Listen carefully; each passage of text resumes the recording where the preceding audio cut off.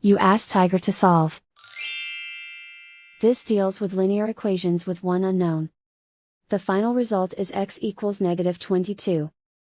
Let's solve it step by step. Group all constants on the right side of the equation. Add 10 to both sides.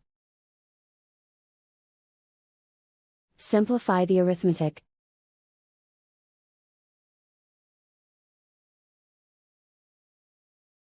Isolate the x. Multiply both sides by 2. Group like terms. Multiply the coefficients. Simplify the arithmetic.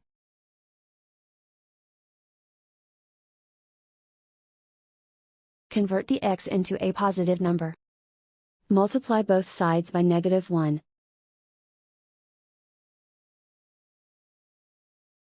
Remove the ones. Simplify the arithmetic. And so the final result is x equals -22.